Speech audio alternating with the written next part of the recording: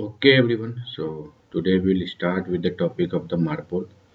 So we'll see that all the Marpol annexes. So what are the various annexes of the Marpols, and what are the regulation, what are the discharge criteria, and what are the all the pollutions, and what are all the special areas related to the Marpols and different annexes. So we'll see that. So this is the International Convention for the Prevention of the Pollution from the Ship. So basic the Marpols is made for the uh, preventing the pollution which is generally generated from the ship. So there is the regulation. So for the prevention of that pollution, so the Marpol is there, and the Marpol has been amended. So for that reason, there are the various regulation. It is divided into the various annexes. So the what are the oil pollution, the air pollutions, and the what will be the applied garbage, like garbage management plan, SOx, NOx. So different ships will have the different types of the pollution. So all the regulations. So basically we'll be covering in this topic. So their contents are the first one, the introduction. Second is the Annex I. So Annex I is generally deals with the oil pollution, and the Annex II. So Annex II generally deal with the NLS substance which is carried in the bulk. So basically this applies to the chemical tankers. And Annex III, this is the applies to the harmful substance carried in the packaged form. So basically this is the IMDG cargo. So that is carried in the packaged form. So this applies to the ship which is carrying the IMDG cargo, dangerous good.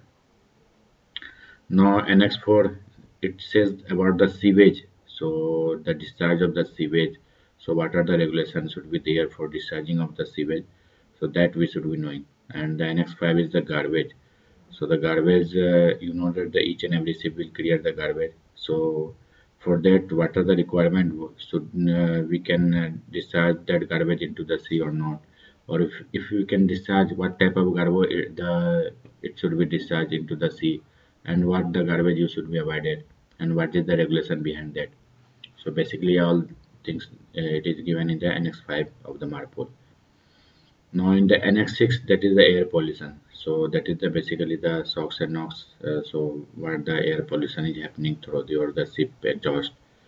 So the funnel, the lots of the gases, lots of the exhaust smokes are coming.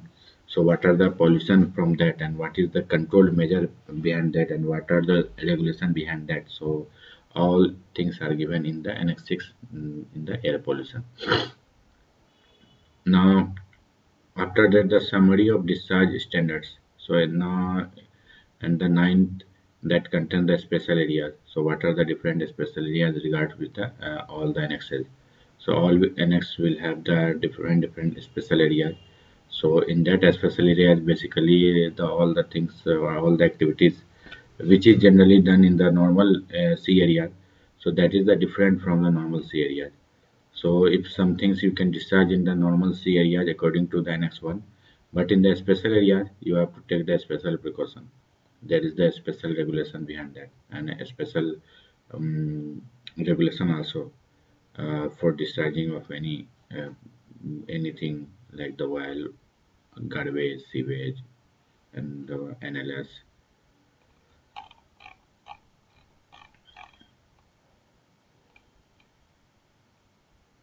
Now this is the introduction part. So from where the Marpol Convention is the main international convention covering prevention of pollution of the marine environment by ships from operational or accidental causes. So it is the combination of two treaties adopted in 1973 and 1978 respectively, and updated by amendments through the years.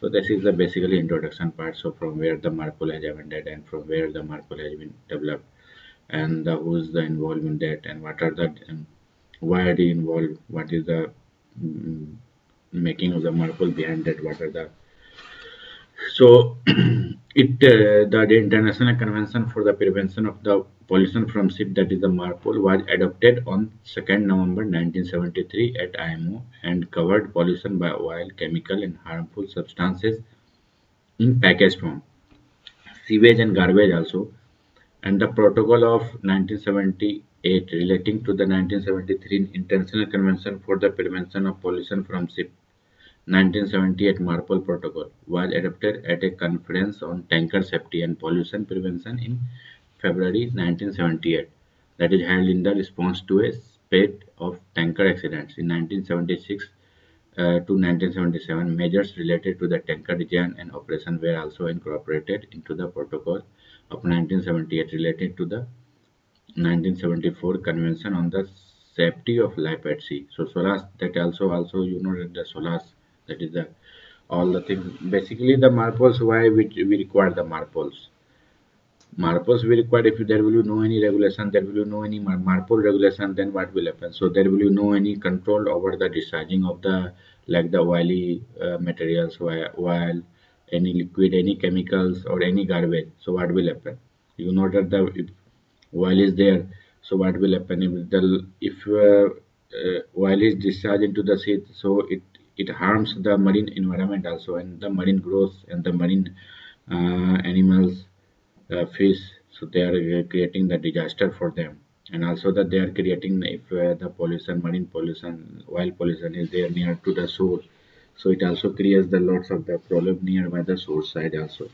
Health hazard is also there. Chemical, if chemical is there, suppose you have discharged the chemical into the sea, what will happen? So if the sea, if that is the near the coastal area, so what will happen? The chemical can harm the people also, the public or the persons, or the health hazards, they can cause the health hazard also, because they are nearby the people, they go to the sea, or sometimes it can be drinking also. Sometimes it may possible that the person is going into the sea, so they will have the skin disease and many more. And if you will throw the garbage, so what will happen? You have seen the lots of the mm, regulation behind the garbage, and lots of the what you can say, the society, they are working against the garbage management, and they are cleaning the garbage near the shore side. So that is also the main hazards, and that causes the mammals which is present inside the sea, and they are also causing the health hazards. They are also causing the pollution, environment pollution, creating the pollution in the environment. So all these things regards will, uh, after the seeing of the all these things, the Marpol has been developed. So after the completion of the all these specs, so they have decided to have some rules regarding the Marpols. So Marpols generally deals, and they will implies on the each and every ship. So whichever is the ship engaged onto the water, and you have to deal with the, if some ships are creating the pollution, so according to the Marpol, so they will have the some, the different country will have the different regulations related to the Marpol. So what the fines, like the lots of the fines are also there imposed to the ship or shipping owners. So if you are creating any disaster or anything, so first of all the Marpol will come into the force, and they will uh, tell you to pay the amount of the compensation. So their compensation is too much high. So the Marpol is strictly in some country that you have to follow at any cost. Otherwise, you will go into the jail. Like the USA, if you're creating the any pollution over there, so that is the, they are very much strict. Although the each and every country is strict, but I'm telling the some countries they are very strict in that.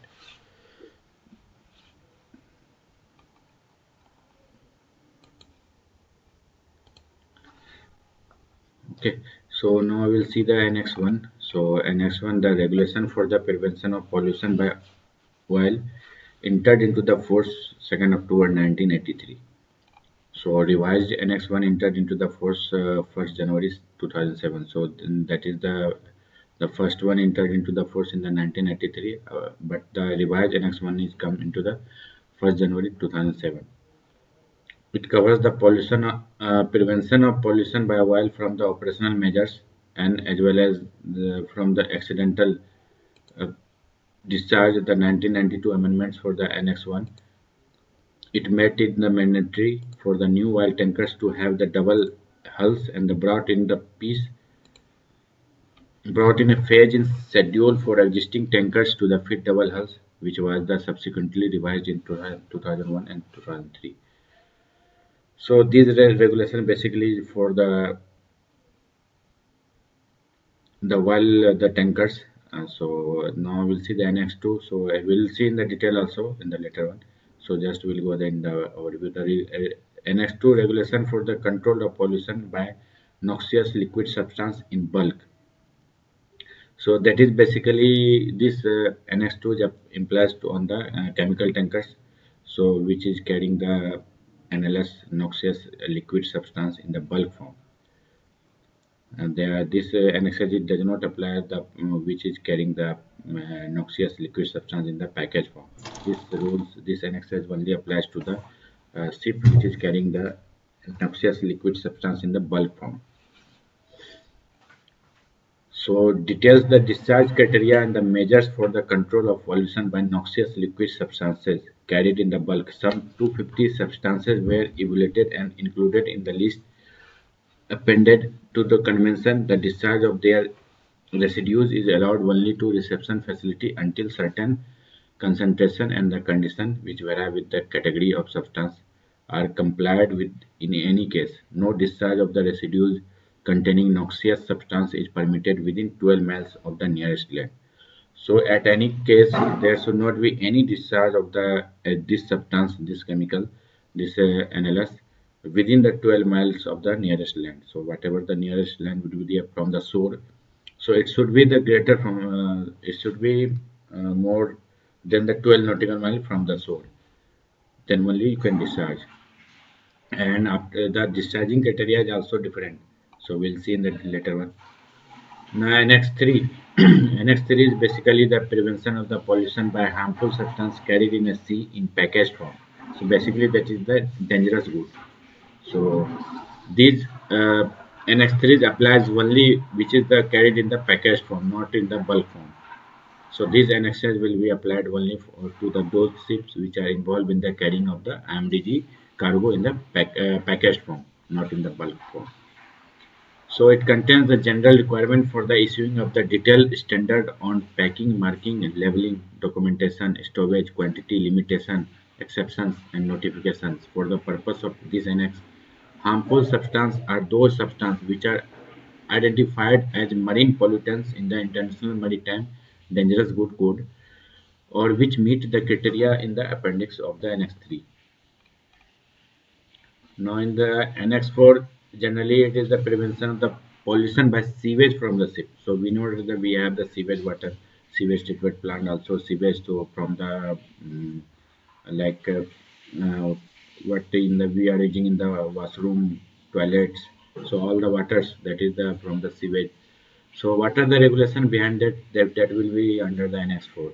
So it contains the requirement to control pollution of the sea by sewage. The discharge of the sewage into the sea is prohibited, except when the ship has in operation an approved sewage treatment plant or when the ship is discharging comminuted and disinfected sewage using an approved system at a distance of more than 3 nautical miles from the nearest land. Sewage which is not comminuted or the disinfected has to be discharged at a distance of more than 12 nautical miles from the nearest land. In July 2011, IMO adopted the most recent amendments to Marpol Annex IV, which entered into the force on the 1st January 2013. The amendments introduce the Baltic Sea as a special area under the Annex IV and add new discharge requirements for passenger ship while in special area. So basically in the Annex IV, the sewage you cannot directly discharge the sewage into the sea. So if you want to discharge the sewage into the sea, you should have the sewage treatment plant on your ship, and that should be the approved class approved. And if your sewage is the comminuted or the disinfected, so you can discharge it from the nearest land, 3 nautical miles from the nearest land. But if it is not comminuted or if it is not disinfected, so you cannot discharge within the 12 nautical mile from the shore. So you have to discharge this type of sewage after the more than the 12 nautical mile from the nearest land, whatever the nearest shore or the near land is there. So you can only discharge more than when your ship is more than 12 nautical mile. Also, it is a requirement that your ship should be in the route. Now we'll see the Annex 5. So Annex 5, Prevention of Pollution by Garbage from Ship, entered into force 31 December 1988. So it deals with the different types of the garbage and specifies the distance from the land and the manner in which they may be disposed of. The most important feature of the annex is the complete ban imposed on the disposal into the sea of all forms of plastic.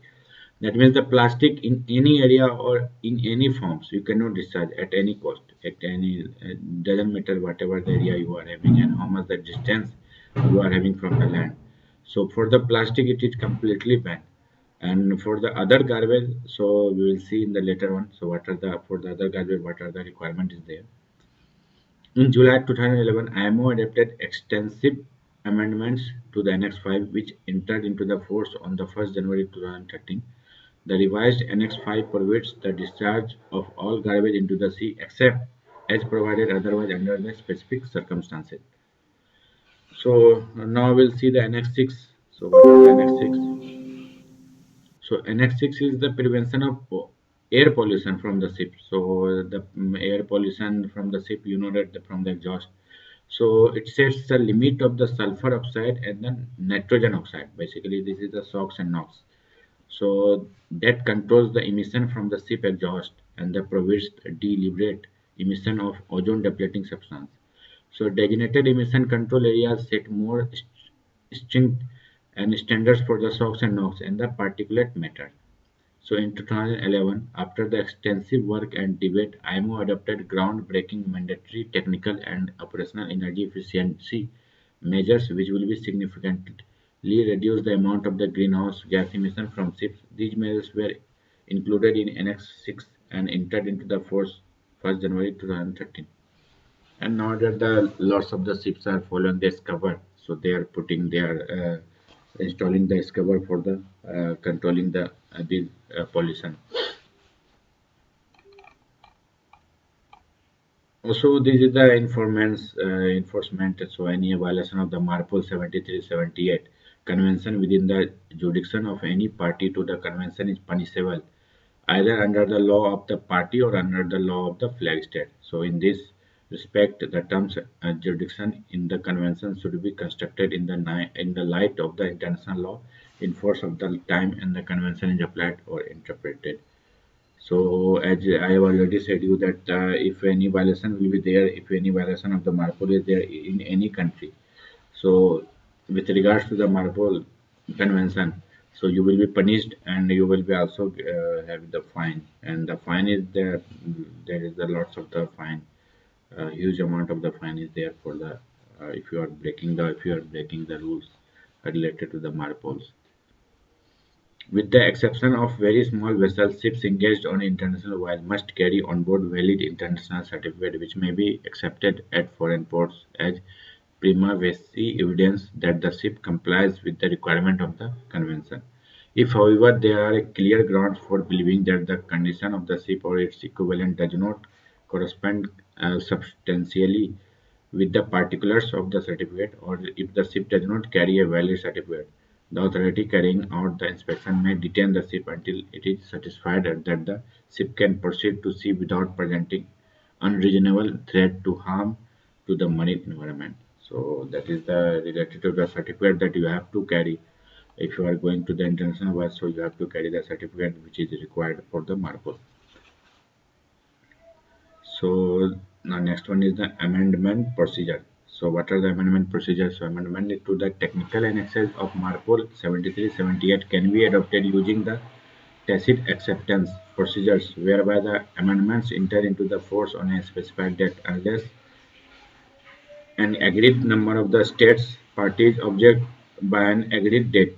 In practice, the amendments are usually adopted either by the IMO's Marine Environment Protection Committee (MEPC) or by the Conference of Parties to Marpol.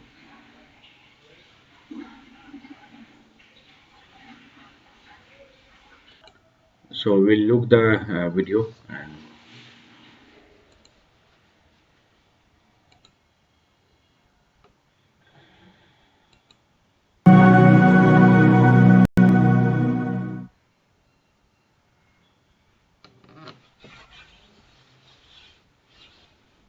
Marpol is short for marine pollution. The objective of this convention is to preserve the marine environment. Marpol is divided into annexes according to various categories of pollutants. The International Convention for the Prevention of Pollution from Ships, known as Marpol, is the main international convention covering prevention of pollution of the marine environment by ships from operational or accidental causes. The convention covers all the technical aspects of pollution from ships and applies to ships of all types, although it does not apply to pollution arising out of the exploration and exploitation of seabed mineral resources. The convention has two protocols dealing respectively with the reports on incidents involving harmful substances and arbitration. Annexes contains regulation for the prevention of various forms of pollution.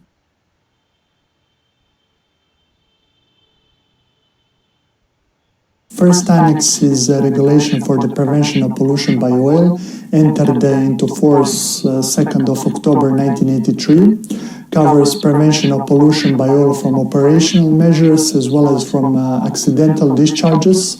The 1992 amendments to Annex I made it mandatory for new oil tankers to have a double hulls and brought in a phase in schedule for existing tankers to fit double hulls, which was subsequently revised in 2001 and 2003.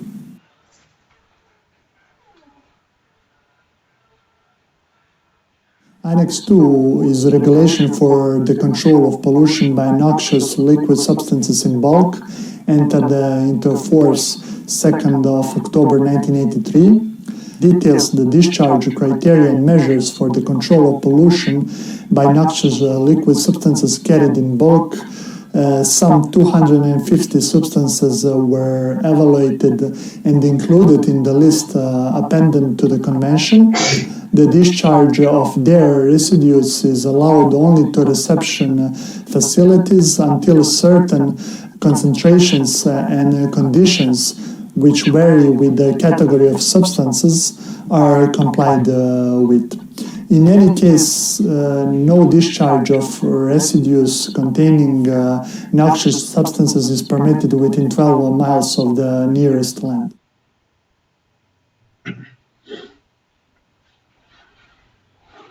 Annex III is prevention of pollution by harmful substances carried by sea in packaged form, entered into force 1st of July 1992. Contains general requirements for the issuing of detailed standard on packing, marking, labeling, documentation, stowage, quantity limitations, exceptions and notifications.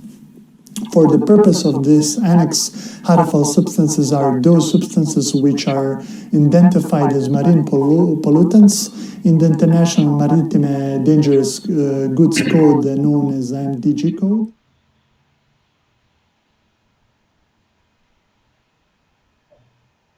Annex IV is prevention of pollution by sewage from ships, entered into force 27th of September in 2003. Contains requirements to control pollution of the sea by sewage. The discharge of sewage into the sea is prohibited, except when the ship has in operation an approved sewage treatment plant, or when the ship is discharging comminuted and disinfected sewage using an approved system at a distance of more than 3 nautical miles from the nearest land. Sewage which is not comminuted or disinfected has to be discharged at a distance of more than 12 nautical miles from the nearest land.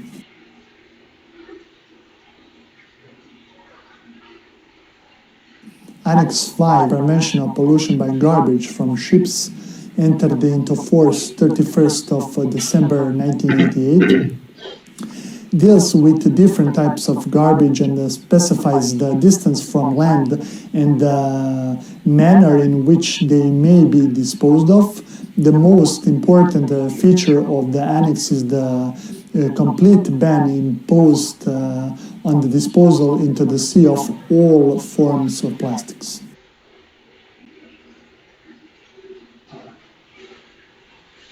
Annex 6 is the prevention of air pollution from ships, entered into force 19 of May in 2005, sets limits on sulfur oxide and nitrogen oxide emissions from ship exhaust and prohibits deliberate emissions of ozone depleting substances. Designed emission control areas set more stringent standards for sulfur oxide and nitrogen oxide in particular matter. A chapter adopted in 2011 covers mandatory technical and operational energy efficiency measures aimed at reducing greenhouse gas emissions from ships.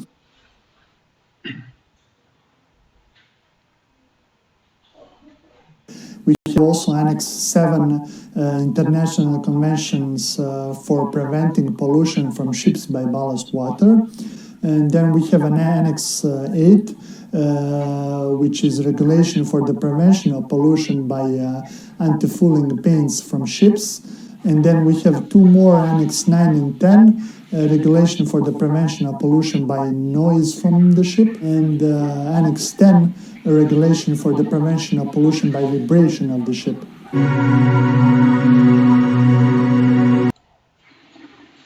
Okay, everyone. So we have seen all the annexes in the brief one. So now we'll see that the Annex 1.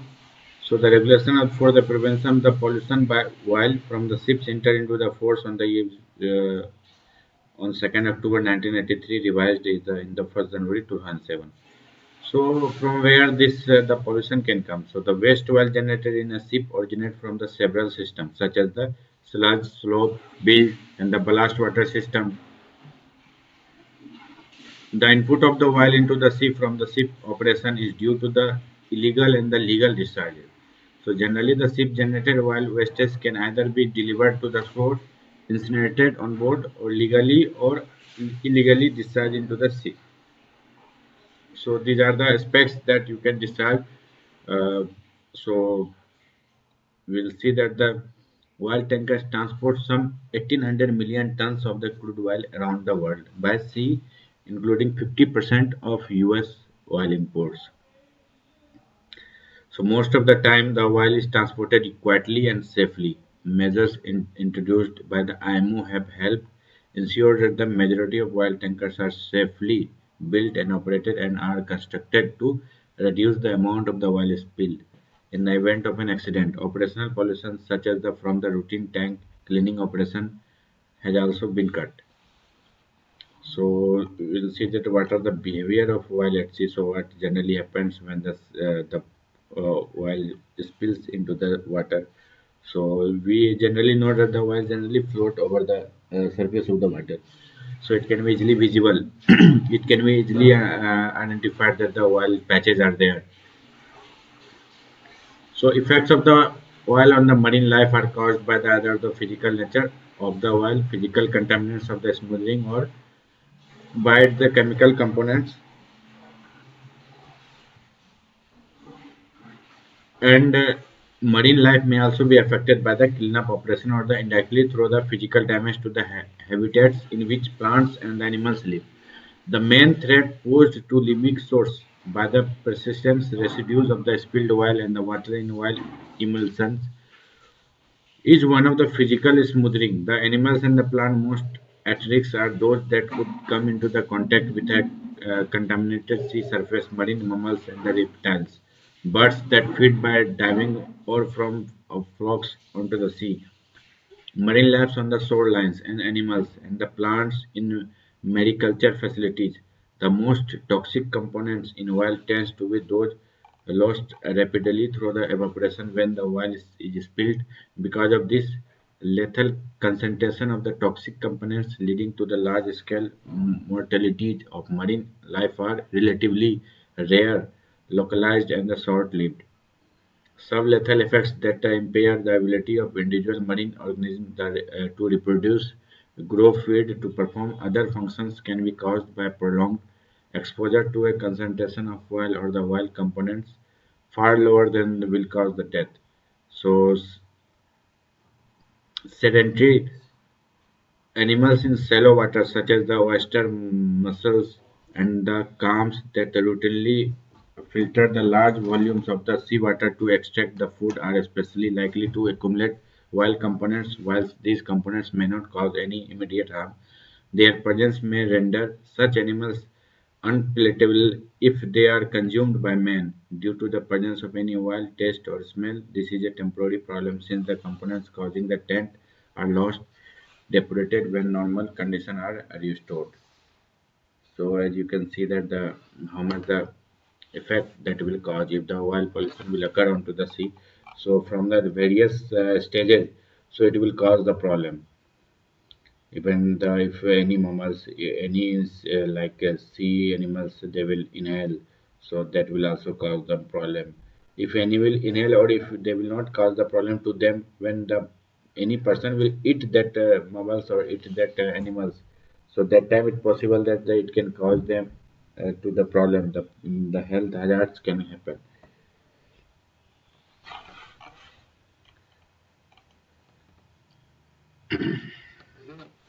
So what are the requirements for machinery species of all ships? So control the off operational discharge of oil. So discharge outside special areas. Any discharge into the sea of oil or oily mixture from the ship of 400 gross tonnage and above shall be prohibited except when all the following conditions are satisfied.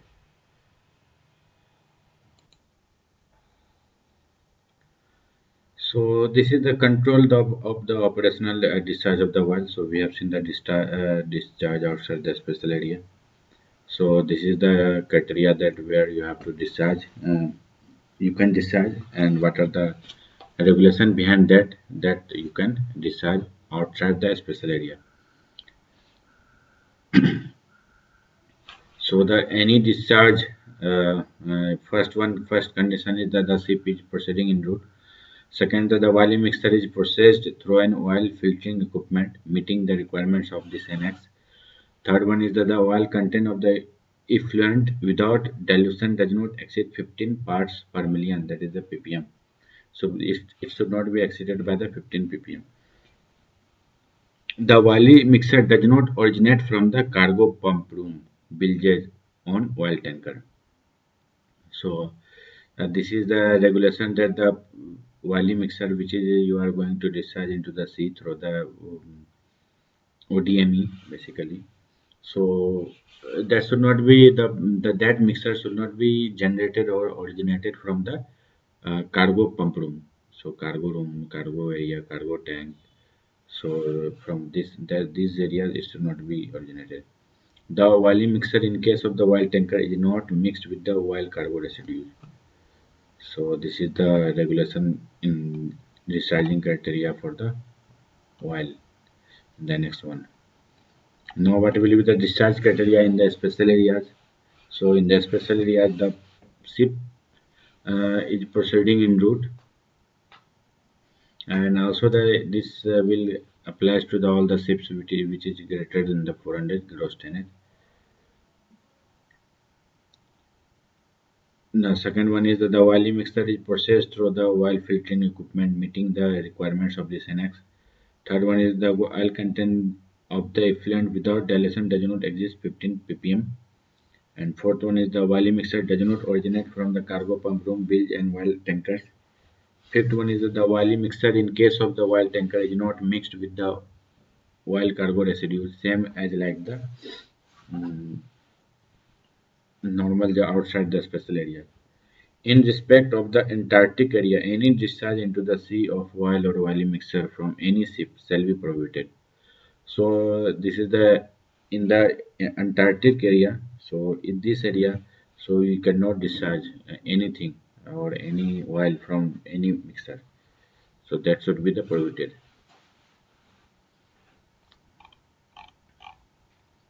Now, what is the oil filtering equipment? So oil filtering equipment or any ship of 400 gross tonnage and above shall be fitted with the oil filtering equipment. So oil filtering equipment shall be of a design approved by an administration and shall be such as will ensure that any oily mixture discharged into the sea after passing through the system has an oil content not exceeding 15 parts per million.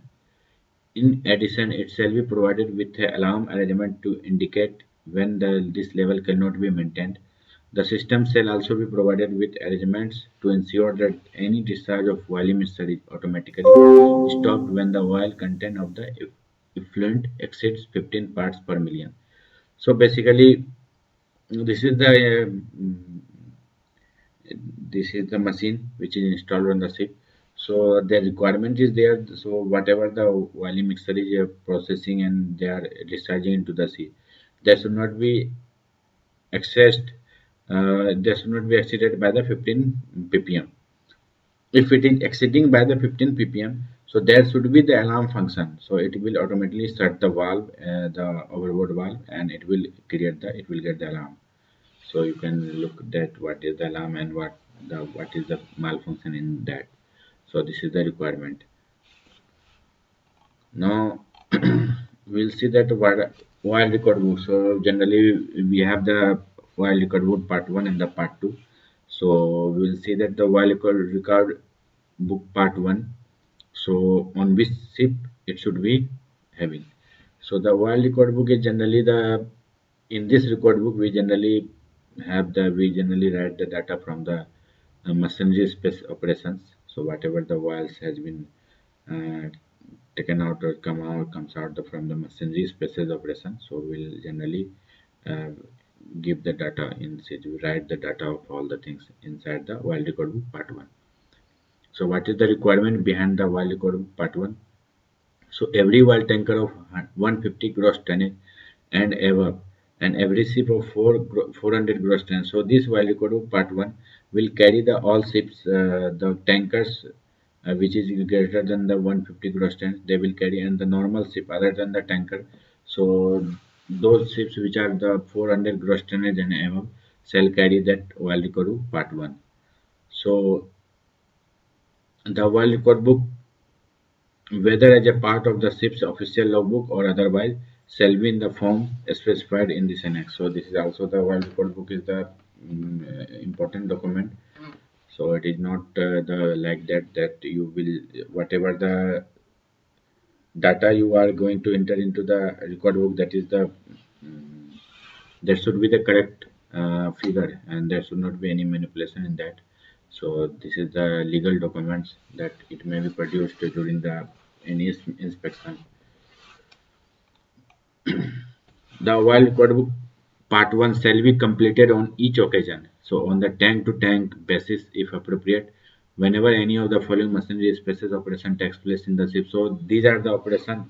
So whatever the data, what are the data you will write. So basically we will follow these things. So first one is the ballasting or cleaning of fuel oil tank. So whenever you are cleaning or the ballasting in the fuel oil tank, so that operation you have to write that all the details you have to write in the oil record book. Number two, discharge of the dirty ballast or the cleaning water from the oil fuel tank. So discharge when you are going to discharge the dirty ballast or the cleaning water from the oil fuel tank, that also you have to mention. Third one is the collection and disposal of oil residues, sludge and other oil residues, that also you have to maintain.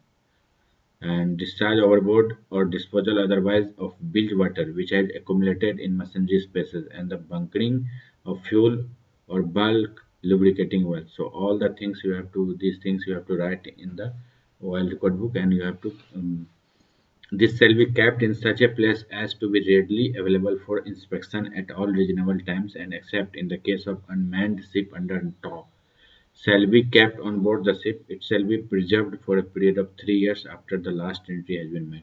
So when you have made the last entry means when your all pages are finished. So when the last entry has been made, so from the date of that day, you have to maintain that record book for at least minimum 3 years.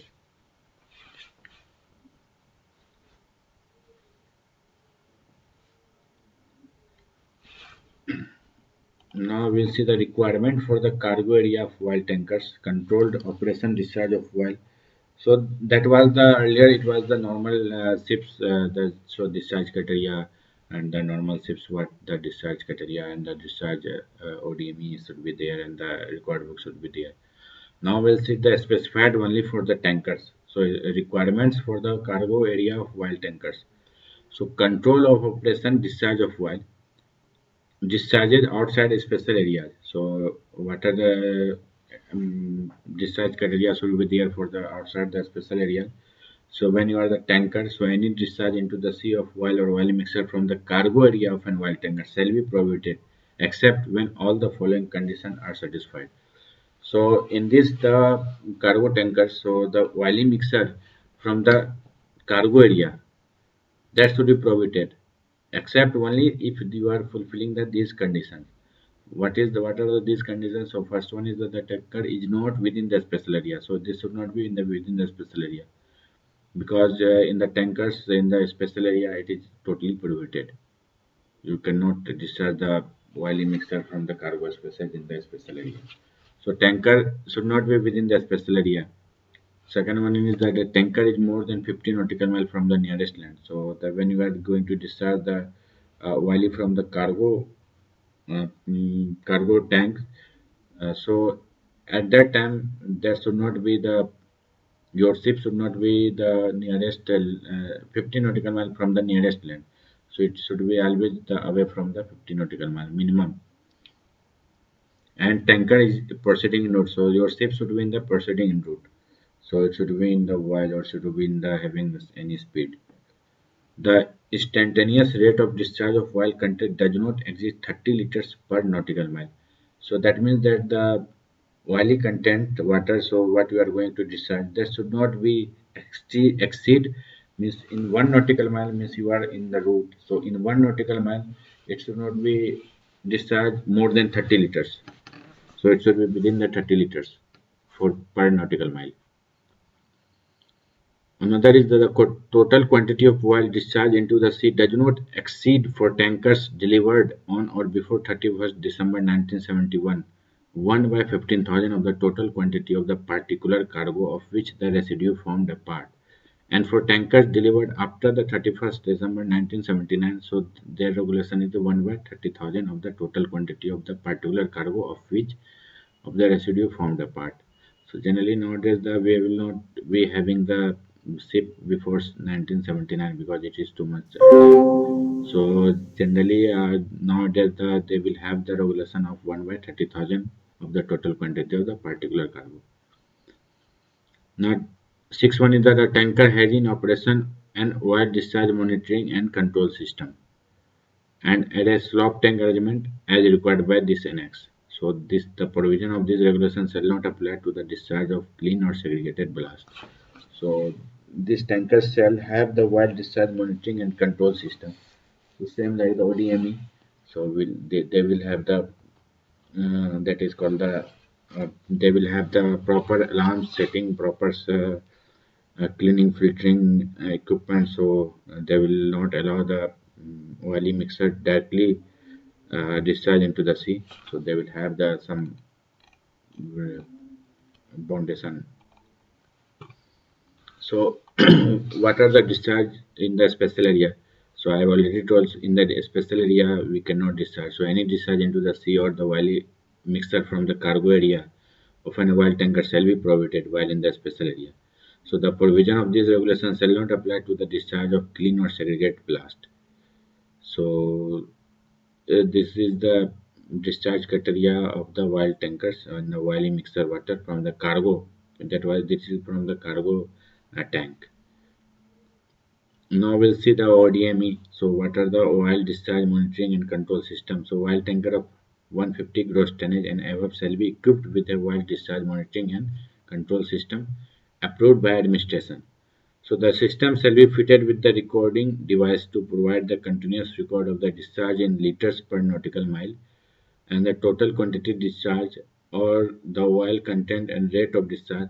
This record shall be identifiable as to time and date and then shall be kept for at least 3 years. Same like the mm, whatever the record that should be maintained at least for the 3 years. The oil discharge monitoring and control system shall come into operation when there is any discharge of effluent into the sea, and shall be such a will ensure that any discharge of oily mixture is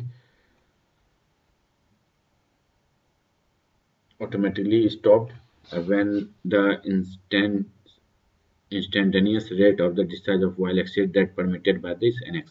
Any failure of this monitoring and control system shall stop the discharge. In the event of the failure of the oil discharging monitor and control system, a manually operated alternative methods may be used, but the defective unit shall be made operable as soon as possible. So basically, this system will ensure that when you are going to discharge the oily mixture, basically, so that system will ensure if that is exceeding. So like what are the requirement according to this annex, like you cannot discharge the 8 liter for the like you cannot discharge the uh, oily mixture into the sea when your ship is in route. So in that there whatever the limit and whatever the it is set, so that if it will exceed that limit, so it will automatically stop or it will automatically give the alarm. So according to that things it is working, and the whatever the ppm is also ensured. So all the functions, all the monitoring system, or there should be the log. So in when you are operating the this system, so how much the oily mixture has been discharged into the sea, so total number of quantity it will be given over there. What are the how much the parts per billion, so they have been discharged, so that will also given over there. So it works like that.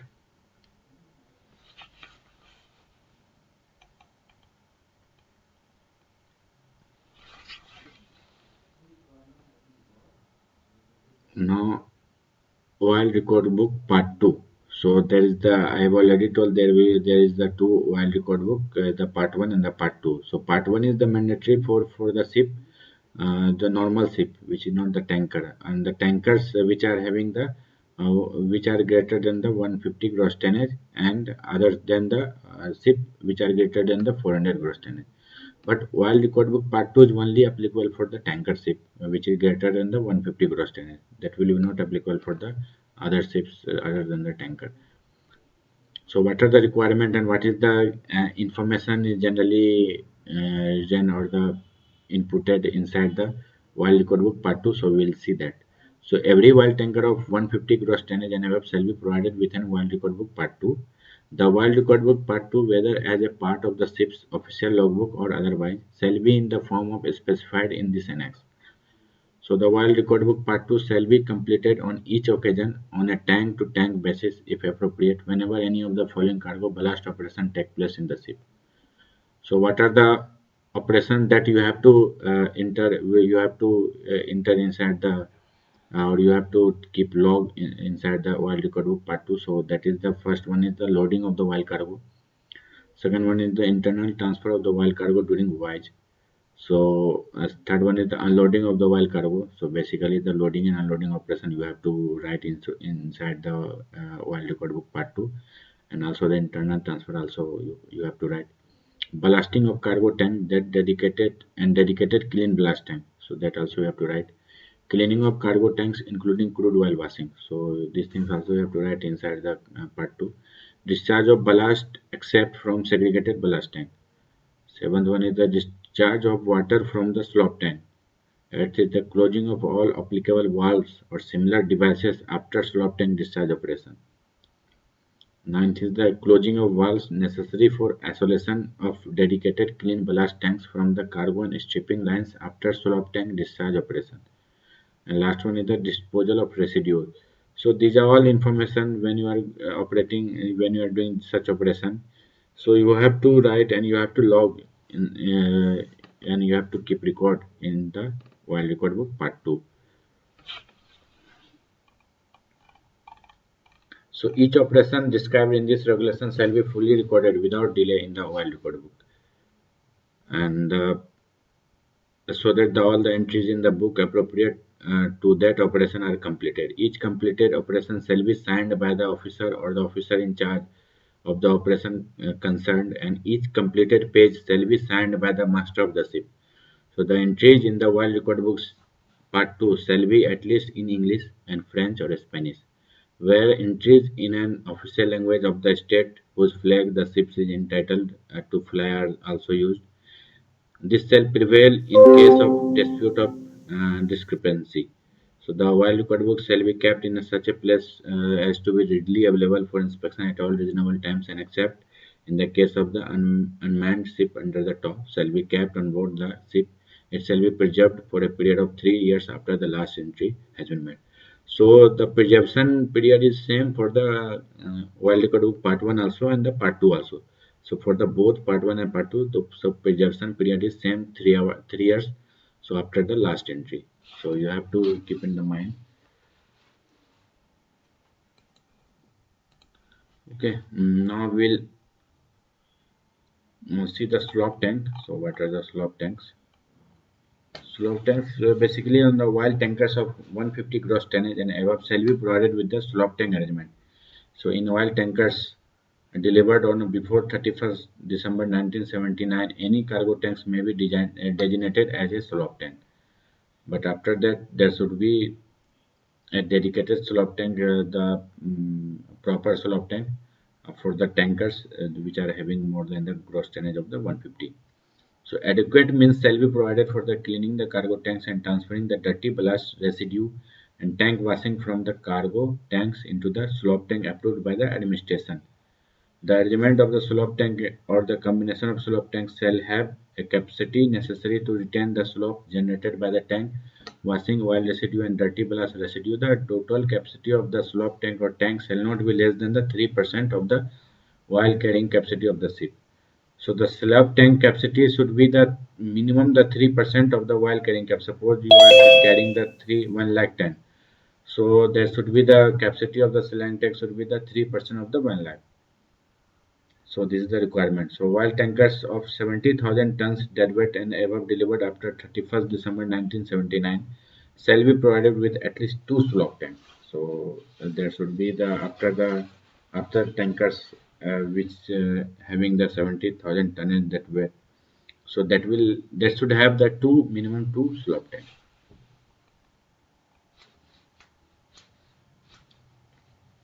So this is the pump room bottom protection. So this regulation applies to the oil tankers of 5,000 tons deadweight and above construction or after the 1 January 2007. The pump room shall be provided with a double bottom such as at any cross section the depth of each double bottom tank or space shall be such that the distance between the bottom of the pump room and the ship's baseline measured at right angles at the ship baseline is not less than the specified below.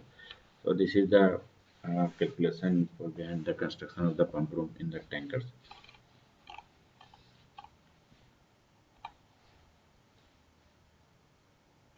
So this is the SOPEP, so shipboard oil pollution emergency plan. So every oil tankers of 150 gross tonnage and above and every ship other than the oil tanker of 400 gross tonnage and above shall carry on board a shipboard oil pollution emergency plan approved by the administration. The plan shall consist at least of these procedure. What are the things that should be consist? The first one is the procedure to be followed by the master or other person having charge of the ship to report an oil pollution incident.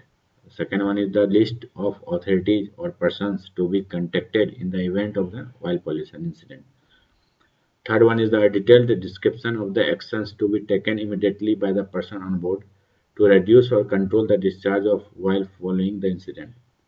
Fourth one is the procedures and point of contact on the ship for coordinating shipboard action with national and local authorities in combating the pollution. So an oil tankers of 5,000 tons deadweight or more shall have the prompt access to the computerized shore-based damage stability and residual structural strength calculation program. So these are the requirement for the SOPEP. Now we'll see the special area. So what are the special area regarding the Annex I? So whatever the topics we are covering over here, that is all under the Annex I only. Okay. So oil pollution regarding the oil pollution only. So what are the special areas in the Annex I? So special area means a sea area where the recognized technical region in relation to its oceanographic and ecological condition and to the particular character of its traffic The adoption of special mandatory methods for the prevention of sea pollution by oil is required. For the purpose of this annex, the special areas are defined as follows. So first one is the Mediterranean Sea area, second is the Baltic Sea area, third one is the Black Sea area, fourth one is the Red Sea area, fifth one is the Gulf area, sixth the Gulf of Aden area, seventh the Antarctic area. The eighth one is the Northwest European water includes the North Sea and it approaches the Irish Sea and its approaches, and the Celtic Sea and English Channel and its approaches, and the part of the Northeast Atlantic immediately to the west of Ireland. Ninth one is the Oman area of the Arabian Sea, and tenth the southern South African water. So these are the special area. So these are the special area basically comes under the Annex I. So that you have to see. No, this is the reception facility. So reception facilities shall be provided in the all ports and the terminals in which the crude oil is loaded into the oil tankers, where such tankers have immediately prior to arrival completed a ballast voyage of not more than the 72 hours or not more than the 1200 nautical miles. So all ports and the terminals in which all oil other than the crude oil in the bulk is loaded at an average quantity of more than 1000 ton per day. All ports having the ship repair yards or tank cleaning facility, all ports and terminals which handle ship provided with the sludge tanks, all ports in respect of oily water and the other residues which cannot be discharged at sea in compliance with the Annex I, all loading ports for the bulk cargoes in respect of oil residues from the combination carriers which cannot be discharged at sea in compliance with the Annex I. So these are the list of the oils you can see. This is the asphalt solutions, oils, clarified crude oil, mixture of the contaminated crude oil, diesel oil. So these are the various oils, naphtha. So you can see. So we have finished with the Marpol Annex I. So now we'll see the video of the Annex I in the brief, so that we'll understand better.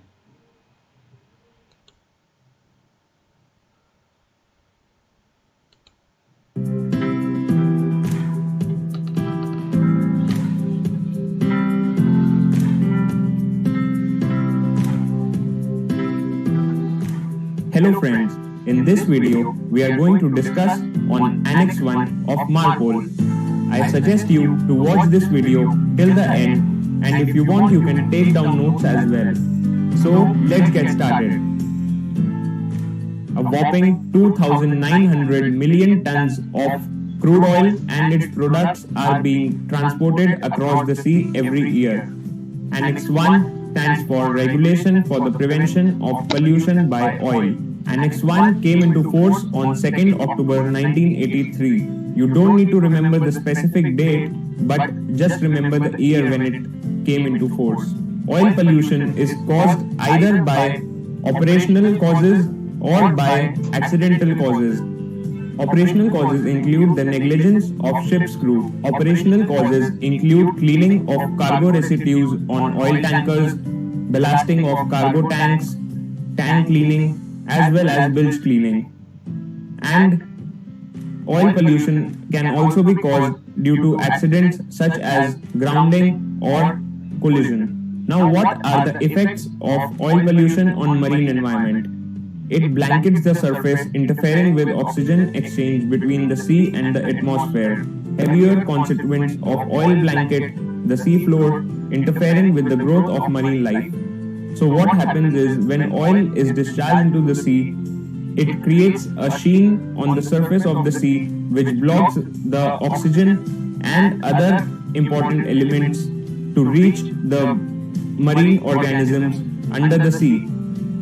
Many constituent elements are toxic and get into the food chain. So when the oil mixed with the seawater is consumed by organisms such as fishes, it affects the whole food chain, because these smaller fishes are eaten by larger fishes or even by humans.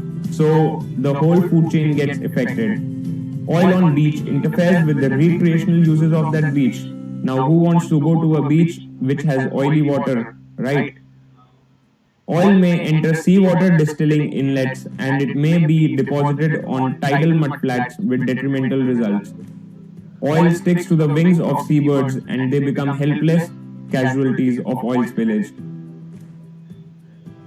Now, what is a special area? Special area means a sea area where, for recognized technical reason in relation to its oceanographic or topographic, ecological, and the traffic density in that area, and adoption of special mandatory methods for the prevention of sea pollution has to be carried out in that area to preserve that particular sea area. There are different special areas for each annex of Marpol. As per Annex I, there are 10 special areas. So, they are the Mediterranean Sea, the Baltic Sea, the Red Sea, Persian Gulf area, Black Sea, Gulf of Aden, Antarctic area, Northwest European water, Oman area of Arabian Sea, and Southern South African waters. There are certain regulations which have to be implemented when ships are en route in these areas. Now we move on to the discharge criteria as per Annex I. This is an important part because this is often asked in the examinations. So, any kind of oil or oily mixture is prohibited to discharge into the sea unless these requirements are satisfied. So, these requirements we'll be discussing into two parts. Requirements for machinery spaces of all ships of 400 gross rate tonnage and above when the vessel is outside special area and when the vessel is proceeding in special area, and requirements for the cargo area for oil tankers when the vessel is proceeding outside special area and the vessel is in special area. So, any kind of oil or oily mixtures cannot be discharged into the sea unless these requirements are satisfied for ships of 400 gross rate tonnage and above. So when the vessel is outside special area, it should be proceeding en route. Now en route means that the vessel is not stopped or drifting and it is proceeding on its own original route. Oily mixture is processed through an oil filtering equipment. It should be processed through a oil filtering equipment before being discharged into the sea. Oil content of the effluent without dilution does not exceed 15 parts per million. The oil content should not exceed 15 parts per million when it is being discharged into the sea, and a working alarm system and an automatic stoppage system should be set up if this exceeds 15 ppm. Oily mixture should not originate from cargo pump room bilges on oil tankers. Oily mixture in case of oil tankers is not mixed with oil cargo residues. Now when the ship is proceeding in special area, it should be proceeding en route. Oily mixture should be processed through an oil filtering equipment before discharge. Oil content of the effluent without dilution does not exceed 15 parts per million. Oily mixture does not originate from cargo pump room bilges on oil tankers. Oily mixture in case of oil tankers is not mixed with oil cargo residues. Now this is somewhat the same for outside special area and in special area as well. Just a major difference is that in the Antarctic area, any discharge into the sea of oil or oily mixtures from any ship shall be prohibited. So now whether it is 15 ppm, 10 ppm or even below that, inside the Antarctic area, any discharge into the sea of oil and oily mixtures is prohibited. Next up, moving on to the requirements for the cargo spaces of oil tankers. When an oil tanker is proceeding outside a special area, so it should be more than 50 nautical miles from the nearest land. It should be proceeding en route. The instantaneous rate of discharge of oil content does not exceed 30 liters per nautical mile. So what does this mean? The rate of discharge should not exceed 30 liters per nautical mile. A vessel should not discharge more than 30 liters of oil or oily mixtures per nautical mile it is covering. Total quantity of oil discharged into the sea does not exceed 1 by 15,000 of the total quantity of the cargo for ships delivered on or before 31st December 1979, and 1 by 30,000 of the total quantity of cargo which is on board at that time for ships delivered after 31st December 1979. The vessel should be fitted with operational ODMCS, which is the Oil Discharge Monitoring and Control System, and a slop tank arrangement. Slop tanks are generally used for holding slop generation such as tank cleaning or dirty ballast. Now when a tanker is within a special area, any discharge into the sea of oil or oily mixtures from the cargo area of an oil tanker shall be prohibited while in a special area. It is not at all allowed to discharge any kind of oil or oily mixture when an oil tanker is inside a special area. Now moving on to the ORB, which is the Oil Record Book. The Oil Record Book is basically in two parts. Part 1 is for machinery space operations. It is to be carried by oil tankers of 150 gross rate tonnage and above, and every ship of 400 gross rate tonnage and above. Part 2 is for cargo and ballast operations. It is to be carried by all oil tankers of 150 gross rate tonnage and above. The Oil Record Book shall be kept in such a place as to be readily available for inspection at all reasonable times, and it shall be preserved for a period of 3 years after the date of last entry has been made. This is a very important document to be checked by the Port State Control and any other authority which is inspecting the vessel, and they can check that the vessel is complying with the requirements of Annex I. So what are the entries that have to be made in the Oil Record Book? Ballasting or cleaning of oil fuel tanks, discharge of dirty ballast or cleaning water from oil fuel tanks, collection of and disposal of residues, sludge and oil residues as well, discharge overboard or disposal otherwise of bilge water which has been accumulated in machinery spaces, bunkering of fuel oil or bulk lubricating oil. Entries to be made in Oil Record Book Part 2, which is to be carried by oil tankers of 150 gross tonnage and above, is loading of oil cargo, internal transfer of oil cargo during the voyage between the tanks, unloading of oil cargo, ballasting of cargo tanks and dedicated clean ballast tanks, cleaning of cargo tanks including crude oil washing, discharge of ballast except from segregated ballast tanks, discharge of water from slop tanks, closing of all applicable valves or similar devices after slop tank discharge operations, closing of valves necessary for isolation of dedicated clean ballast tanks from cargo and strip lines after slop tank discharge operations, and disposal of residues such as sludge and other residues have to be recorded in the Oil Record Book Part 2. Now we move on to SOPEP.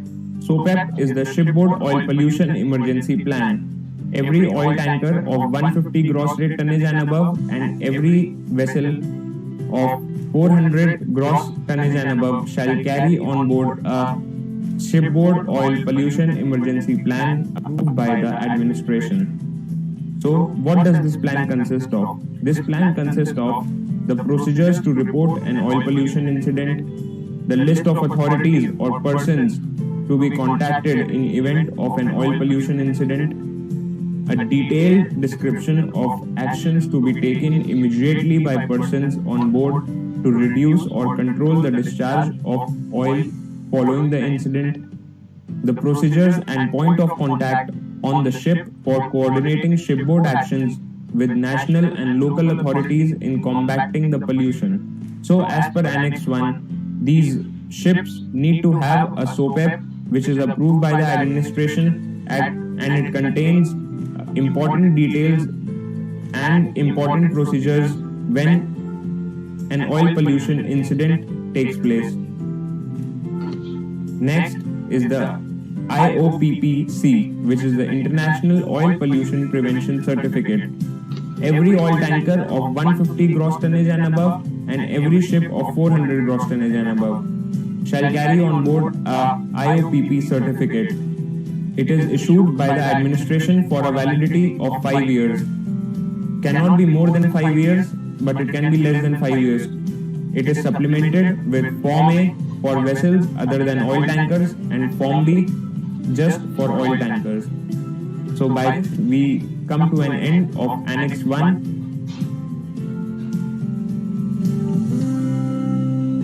Please like this video, share it with your friends.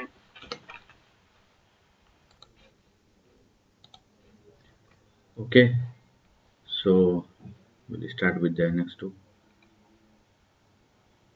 The main feature of the Marpol's Annex II, so substance posing a threat of harm to the marine environment are divided into three categories, so X, Y, and Z.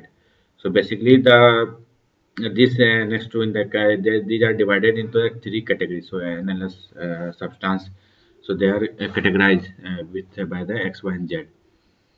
Category X substance are those posing the greatest threat to the marine environment, whilst category Z substance are those posing the smallest threat.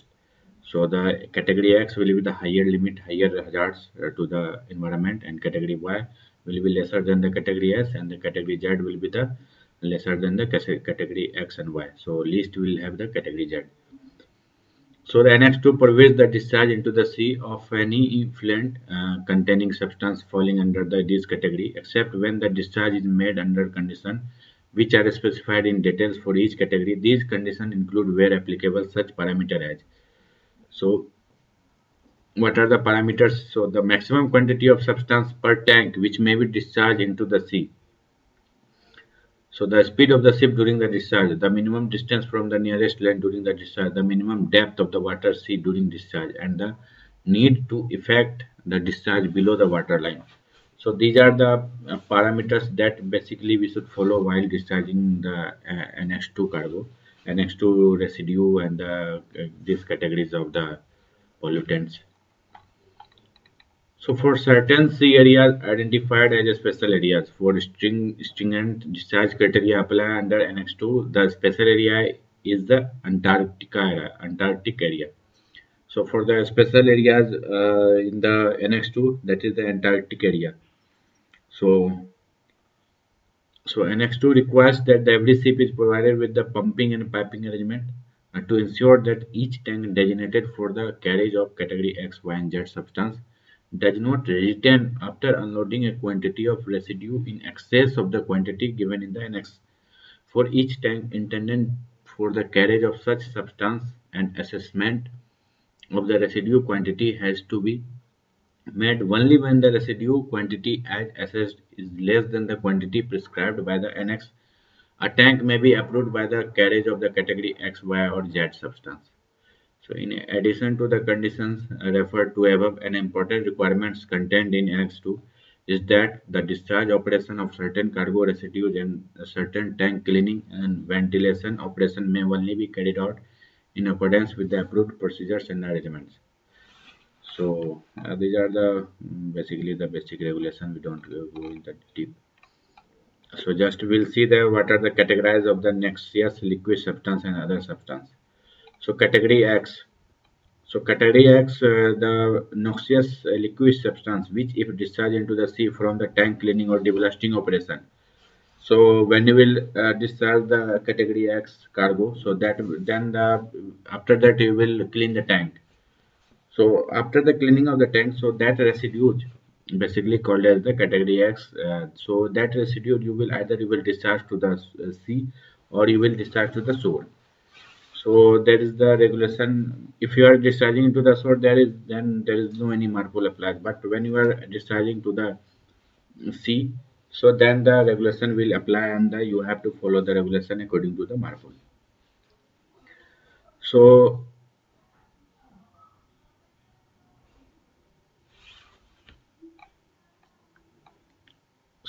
in the category X, so they are deemed to present a major hazard to either the marine resource or the human health, and therefore justify the prohibition of the discharge into the marine environment. So category X basically that they are prohibited, but in the some special circumstance, so there are some regulation behind that you can discharge. So we'll see in that later. So category Y, this is also the discharge into the sea from the tank cleaning and deballasting operation, and that are deemed to present a hazard to either marine resource or human health, or cause harm to amenities or other legitimate and uses of the sea, and therefore justify limitation on the quantity and quality of the discharge into the marine environment. So category Z will have the noxious liquid substance which, if discharged into the sea from the tank cleaning or deblasting operation, are deemed to present a minor hazard. So that will have the minor hazard to either the marine resource or human health, and therefore justify less stringent restriction on the quality and quantity of the discharge into the marine environment. And last one is the other substance. So if in the category XYZ, so there is also the one more category, you can say, that is the other substance. So other substance indicate as the OS, the other substance, in the pollution category column of chapter 18 of the International Bulk Chemical Code, which have been evaluated and found to fall outside the category X, Y, and Z. Some chemicals or some types of the cargo are there, so they generally form, they are fall in neither in the X nor on the Y or in the Z. So they are generally called as the other substance. So they will be considered to present no harm to the marine resource, human health, amenities, or the legitimate users of the sea, and discharge into the sea from the tank cleaning or deblasting operation. So the discharge of bilge or ballast water or other residues or mixture containing only substance referred to as the other substance shall not be subjected to any requirement of the annex.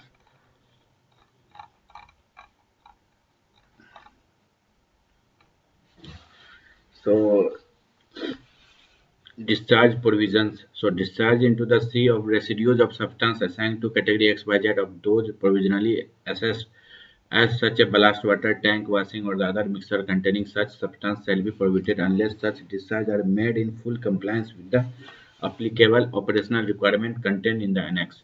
So before any pre-wash or the discharge procedure is carried out in accordance with the regulation, the relevant tank shall be emptied to the maximum extent in accordance with the procedures prescribed in the procedures and arrangement manual. So basically that is called the PNA manual. So the PNA, in the PNA manual, so generally chemical tanker will have this PNA manual. So every ship certifies to carry substance of category X, Y, or Z. So they should carry the manual approved by the administration. The manual shall have a standard format in compliance with Appendix 4 to Annex II. In the case of a ship engaged in international voyages on which the language used is not English, French, or Spanish, the text shall include a translation into one of these languages. So the main purpose of the manual is to identify for the ship's officers the physical arrangements and all the operational procedures with respect to cargo handling, tank cleaning, slopes handling, and cargo tank ballasting and deballasting, which must be followed in order to comply with the requirement of the annex. So now I will see that. So we'll looking the cargo record book. So CRB. So what are the cargo record book according to the Annex II? So every ship to which Annex II applies shall be provided with a cargo record book, whether as part of the ship's official logbook or otherwise in the form of specified in Appendix 2 to the Annex. So after the completion of any operation specified in Appendix 2 to Annex 2, the operation shall be promptly recorded in the cargo record book. So each entry shall be signed by the officer or officers in charge of the operational or concerned, and each page shall be signed by the master of the ship. The entries in the cargo record book shall be at least in English. French or Spanish. Where entries in an official national language of the state whose flag the ship is entitled to fly are also used. This shall prevail in case of a dispute or discrepancy. So the cargo record book shall be kept in such a place as to be readily available for inspection and except in the case of the same like earlier one. So this is the shipboard marine pollution emergency plan for noxious liquid substance. So every ship of 150 gross tonnage and above certified to carry noxious liquid substance in bulk shall carry on board a shipboard marine pollution emergency plan for noxious liquid substance analysis approved by the administration. The plan shall consist at least of the procedures to be followed by the master or the other person having charge of the ship to report a noxious liquid substance pollution incident. So the list of the authority or the persons to be contacted in the event of the analysis. So these are the plans. So in this, the whatever the activity, if you will have any problem, so to whom you should contact. So these are the all the detailed description will be given over there. So point of contact and the ship coordinator, shipboard action, and then with the national and the local authority also in it will be given in the during the pollution.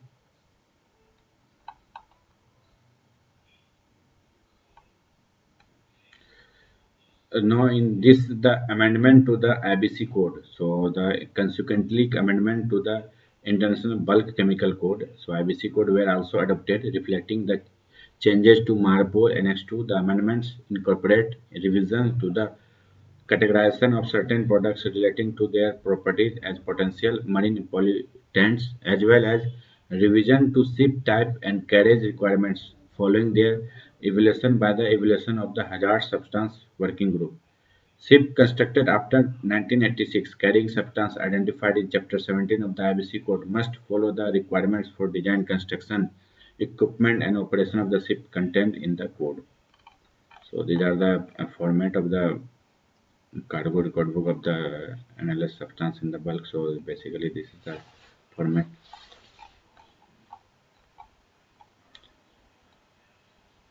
So in the cargo record book, what are the items that basically the things like same like the oil record book.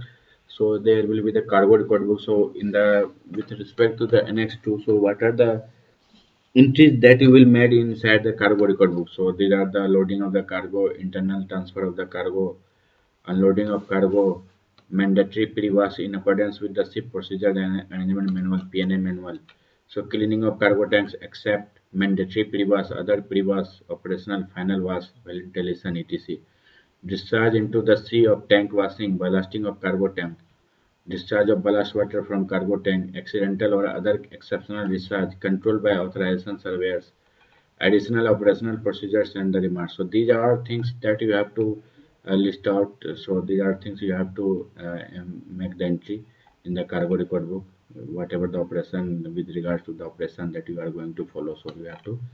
So the basically the this will have the look like this record of the carbon ballast operation. So it will have the following like this is the format of the and at last you have this copy when you have finished with the operation, so you have to get signed by the master and the stamp so that this is the legal document. So it any times it can be produced for any inspection or any things which sometimes any surveyors will come and they will ask for the produce the record book.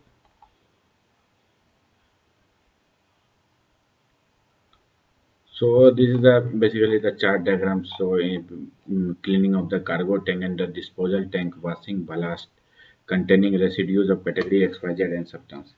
So this flow diagram shows the basic requirements applicable to all age groups, ships and the guidance. So this is the basic requirements that we have to uh, perform. This is the procedure that generally when we are doing the cleaning the tank. So at that time we have to follow the procedures. So that is these are the certain requirement of the category Y exit. So what are the uh, limitation and what are the calculations should be there. Requirement is there. Okay, so we have finished with the next two. So just we'll see the brief video of the Annex II so that we'll have the more clarification.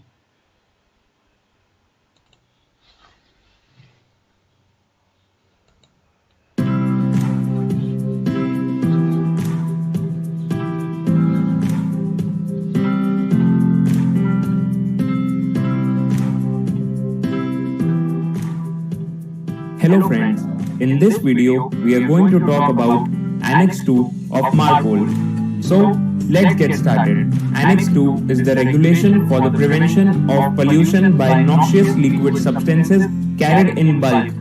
Now this annex does not apply to harmful substances carried in any kind of packaging. This only applies to noxious liquid substances and chemicals which are carried in bulk. Annex II came into force on 6th of April 1987. Now carriage of chemicals in bulk is covered under two main conventions. First is the SOLAS Chapter 7, which is the carriage of dangerous goods, and second is the Marpol Annex II. Now both of these conventions, which is the Marpol Annex II and SOLAS Chapter 7, require chemical tankers which are built after 1st July 1986 to comply with the International Bulk Chemical Code. Now International Bulk Chemical Code is a book which is to be carried by all vessels which are carrying chemicals and noxious liquid substances in bulk by sea. It contains some safety standards which are to be maintained while carriage of these dangerous chemicals and noxious liquid substances in bulk. This also sets out minimum design and construction standards of these vessels which are carrying dangerous chemicals and noxious liquid substances. IBC code also contains a complete list of chemicals and their environmental hazard rating. As per Annex II, these noxious liquid substances which are carried by sea are categorized into four main categories on the basis of the harm that they can cause to the marine environment. So these four categories are Category X, Category Y, Category Z and other substances. Now we'll be looking into each category one by one. So let's go to Category X, the noxious liquid substances which fall under Category X if discharged into the sea from tank cleaning or deblasting operation are deemed to present a major hazard to the marine environment as well as the human health. Therefore, they are prohibited, absolutely prohibited to be discharged into the sea. Next up is Category Y substances, noxious liquid substances which fall under Category Y when discharged into the sea from tank cleaning or deballasting operations present a hazard to the marine environment. Not a major one, but still a hazard to the marine environment. And therefore, there is a limitation on the quality and quantity of the discharge of these substances into the sea. The noxious liquid substances which fall under Category Z, if discharged into the sea after tank cleaning or deballasting operations, present a minor hazard to the marine environment. Therefore, there are even less stringent restrictions which are to be followed, and they also can be discharged into the sea, keeping in mind the quality and the quantity of the discharge. The other substances are carried to present no harm to the marine environment, so they can be discharged into the sea with no restriction whatsoever after tank cleaning or deballasting operations.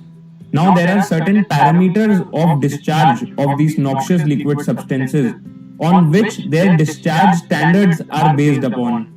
They are the maximum quantity of substances per tank which may be discharged into the sea. Now this is different for each tank depending upon the quantity of the chemicals that they can hold, the speed of the vessel during the discharge, the minimum distance from the nearest land during the discharge, the minimum depth of water at sea during the discharge, and whether the discharge is being carried out above the waterline or below the waterline. So let us look at the discharge standards of these noxious liquid substances. The first is that the ship should be proceeding en route and the speed of the vessel which is self-propelled should be a minimum of 7 knots, and in case if it is not self-propelled, it should be a minimum of 4 knots. The discharge of these substances should be made below the waterline through the underwater discharge outlet not exceeding the maximum rate for which it is designed. The discharge should be made at a distance of 12 nautical miles or more from the nearest land, and the depth of water should not be less than 25 meters in any case. Now, special area is a sea area where, due to certain oceanographic conditions, environmental conditions, and due to the traffic density in that area, certain regulations need to be implemented for the environmental protection of that area. So, as per Annex II, there is just a single special area, which is the Antarctic area. Now, as per Annex II, every ship which is carrying noxious liquid substances in bulk and complying with Annex II of Marpol needs to carry a P&A manual, which is the procedure and arrangement manual, which is approved by the administration. What is the main purpose of this manual? This procedure and arrangement manual contains some important guidelines and the operational procedures which need to be followed during cargo handling, tank cleaning, slop handling, and cargo tank blasting and deblasting operations. Every ship which is carrying noxious liquid substances in bulk needs to carry a cargo record book. This cargo record book contains specific entries which are to be made on the basis of cargo handling. Each entry of this cargo record book has to be signed by the officer in charge, and each page has to be signed by the master of the vessel. The cargo record book shall be kept in such a place as to be readily available at all reasonable times for inspection, and it shall be preserved for a period of 3 years after the last entry has been made. Now, this is the list of entries which are to be made in the cargo record book: loading of cargo, internal transfer of cargo during the voyage, unloading of cargo, mandatory pre-wash, cleaning of cargo tanks, discharge into the sea of tank washing, ballasting of cargo tanks, discharge of ballast water from cargo tanks, accidental or exceptional discharge, control by authorized surveyors, and additional operational procedures and remarks. So, SMPEP is the Shipboard Marine Pollution Emergency Plan. Every vessel of 150 gross rate tonnage and above, and which is carrying noxious liquid substances in bulk, needs to carry and comply with an SMPEP, which is the Shipboard Marine Pollution Emergency Plan, which is approved by the administration. Now, what does this plan consist of? This plan contains procedures to be followed to report a noxious liquid substance pollution incident. This contains a list of authorities or persons to be contacted in case of that incident, a detailed description of the action which needs to be taken by the ship's crew to reduce or control the discharge of this pollution incident, and the procedures and point of contact on the ship for coordinating shipboard actions with the national and local authorities in combating and reducing the extent of pollution. So by this, we come to an end of. Okay, so we have seen the Annex II also in the brief. So now we'll come to the Annex III of the Marpol. So this is the legal requirements, the regulation, what are the regulation involved in the Annex III.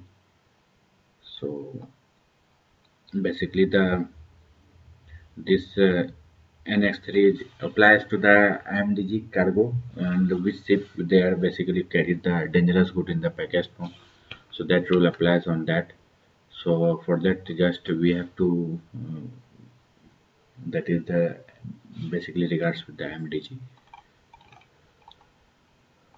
So we'll just see in the what are the IMDG. So this is the International Maritime Dangerous Good IMDG code. So this code was developed as a uniform information code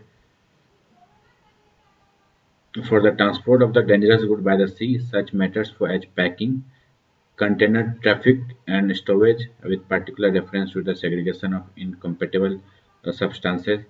Amendment.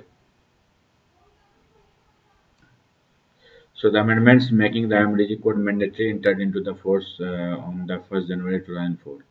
So the code lays down the basic principle detailed recommendation for individual substance, materials, and articles, and a number of recommendations for good operation practice, including advice on terminology, packing, labeling, stowage, segregation, and handling, and the emergency response action.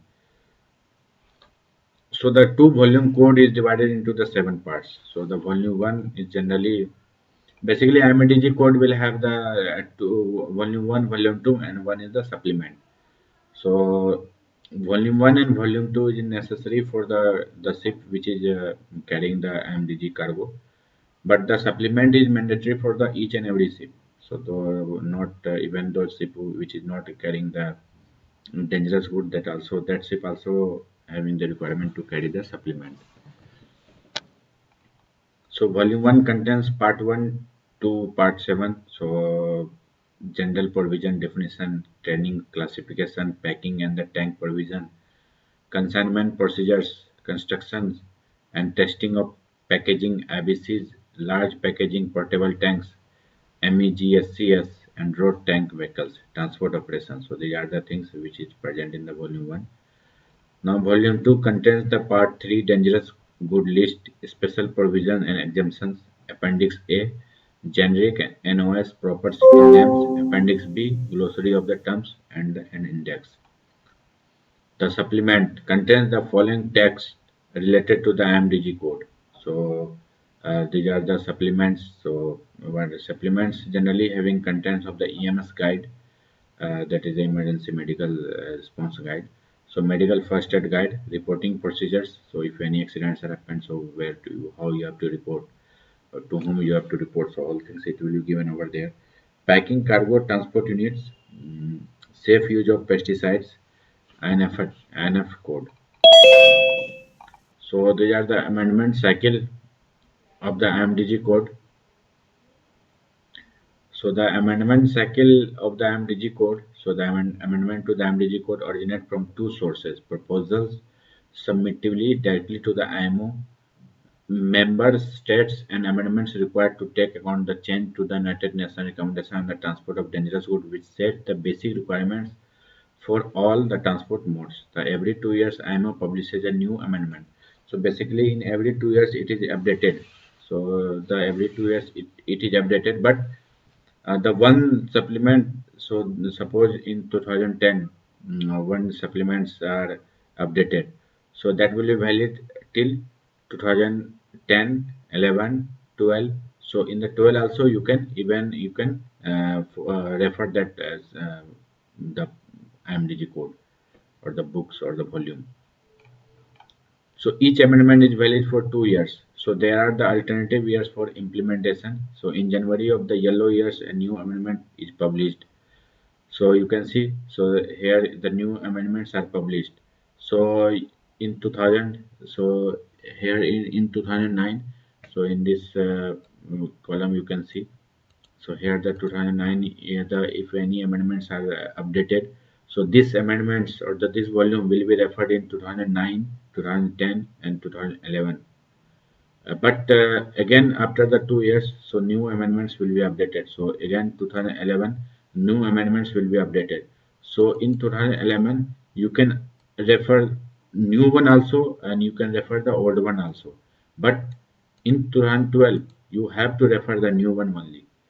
So this is the basically the principle behind that, because it is why, because in some ships it may possible that they are not easily reach of the carrying the this volume, so it is not easily to adopt the all the ships to at the same time. So it may possible that some ship will have the older version only, so it will have the 1 year leeway that they can refer to the old one, but in 2000 by 2012 they have to update it with the new one. So means every after the 3 years, so they have to mandatory updated with the new volume.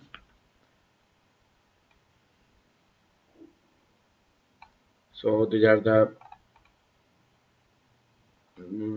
basically the IMDG. So they don't have any special areas, because IMDG cargo you are not going to discharge, because that is in the package form. So you are not going to discharge. So they will not have any discharge criteria or anything. So this must is the in the IMDG in the Annex III. So we will look in the brief of the IMDG code in the video.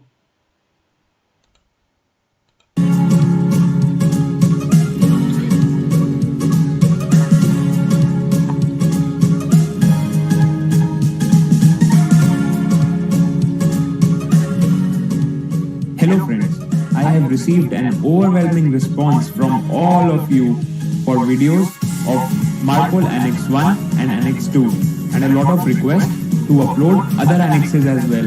In this video, we are going to discuss about Annex III of Marpol. So, let's get started. Marpol Annex III is the regulation for the prevention of pollution by harmful substances carried in packaged form. Annex III entered into force on 1st of July 1992, and the revised Annex III entered into force in October 2010. First of all, let us understand to which all ships Annex III applies to. The Annex applies to all ships carrying harmful substances in any kind of packaging, in containers, in portable tanks. Portable tanks are tanks which can be moved from one place to another. Road tanks or trucks, which you can see here, and rail tank wagons, which look like this. Now, the question that arises is, what is a harmful substance? Harmful substances are those substances which are identified as marine pollutants in the IMDG code. IMDG code is the International Maritime Dangerous Goods Code. For those of you who don't know about the IMDG code, it is a set of 3 books which has to be carried and complied at all times when a vessel is carrying dangerous goods in packaged form. So it basically contains a set of guidelines and instructions and regulations to facilitate the free and restricted movement of dangerous goods and protection of the marine environment. As I told you, the IMDG code comprises of 3 books: Volume 1, Volume 2, and the supplement. Volume 1 of the IMDG code contains general provisions, classifications of the dangerous goods, and guidelines on packing, marking, and transporting dangerous goods, while Volume 2 contains the dangerous goods list. It is a list of dangerous goods carried by sea, and whenever a letter Papa is given against a substance in the DG list, it means that that substance is a marine pollutant. This is the dangerous goods list which is given in Volume 2 of the IMDG code.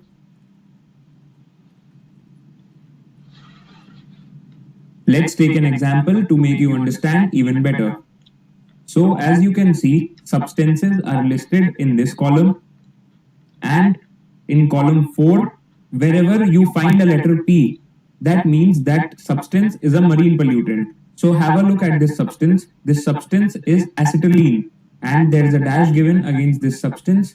This means that this substance is not a marine pollutant. Now if we look at ammonia, P is given against this substance. This means that ammonia is a marine pollutant. In the same way,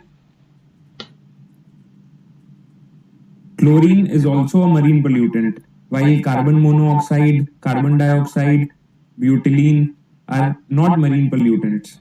So this is how it goes. In Volume 1 of the IMDG code, marine pollutant is defined as substances which are subject to the provisions of Annex III of Marpol as amended, and this is the marking which is used for marine pollutant. If you want to know more about the IMDG code, click the link in description below to watch the video on IMDG code. By now, I hope the main objective of Annex III is clear to you. The regulations of Annex III were developed in order to identify the marine pollutants and transport them in such a way to minimize the marine pollution, and also to distinguish between the cargoes which are marine pollutants and which are less harmful. Next is the discharge criteria. As per Annex III, the rules on discharging harmful goods are straightforward. It is absolutely prohibited to discharge harmful substances into the sea, except where there is a grave or imminent danger to the vessel or life of a person. Now let's have a look at the requirements of Annex III. The Annex states that appropriate measures based on the physical, chemical, and biological properties of harmful substances shall be taken to regulate the washing of leakages overboard, provided that compliance with such measures would not impair the safety of the ship and persons on board. So, this basically means that sufficient steps need to be taken based on the properties of a harmful substance to prevent its discharge into the sea overboard. The regulations of Annex III require issuing of detailed standards on packaging, marking, documentation, and stowage of dangerous goods for preventing or minimizing pollution by harmful substances. The guidelines on all of the above are given in the IMDG code. So now we'll see the Annex 4. So Annex 4 is generally the involved in the regulation for the prevention of the pollution by the sewage from the sea. So whatever the sewage generally we are discharging into the sea. So the certain regulation is behind that, and certain parameters and the certain limitation that we should follow with regards to the discharging of the sewage into the sea. So in this annexes, so we will be discussing about the what are the regulation behind that with respect to the Marpols. So the discharge of the raw sewage into the sea can create a health hazard. So sewage can also lead to oxygen depletion and can be an obvious visual pollution in coastal areas, a major problem for countries with tourist industries. So the main source of human-produced sewage are land-based, such as the municipal sewers or the treatment plants. However, the discharge of the sewage into the sea from the ships also contributes to marine pollution. So this is the legal requirements. So what are the legal requirements? Annex 4 contains the set of regulations regarding the discharge of the sewage into the sea from the ship, including regulating regarding the ship's equipment and system for the control of sewage discharge, the provision of facility at port and terminals for the reception of sewage, and requirements for survey and certification. It also includes the Model International Sewage Pollution Prevention Certificate to be issued by National Shipping Administration. So these are all the legal requirements. So just we don't need to go in the deep in the legal requirement. So here we'll see that what are the shipboard sewage pollution sources. So from where the generally the sewage sources are extracted and from there it is collected. So the sewage are generally drainage and other wastage from any form of toilets and urinals. Drainage from medical premises, dispensaries, sick bay, etc. via wash basin, wash tubes, and scuppers located in such premises. Drainage from spaces containing living animals. Other wastage waters when mixed with the drainage defined above. A regulation not applicable to the disposal of drainage from the dishwasher, shower, laundry, bath, and the wash basin drains. So ship's application. So on which ship it will be applied. So the ship, new ship of 400 GRT, more than the 400 GRT, and new ship less 400 GRT are certified to carry over 15%. So those ships which are more than the 400 GRT, and if ship is less than the 400 GRT, but they are certified to carry the 15%, more than the 15%. So they should be following the Annex 4 sewage discharge criteria and sewage the Annex regulation. New ships building contract of keel laid after 27 September 2003 or delivered on after the 27 September 2006. Existing ships of more than 400 gross tonnage. Existing ships less than the 400 gross tonnage certified to carry 15% same. So equipment requirements. So what are the equipment? So discharge pipeline fitted with the standard discharge connection and approved sewage treatment plant or commuter and disinfection system with temporary means of storage or holding tank.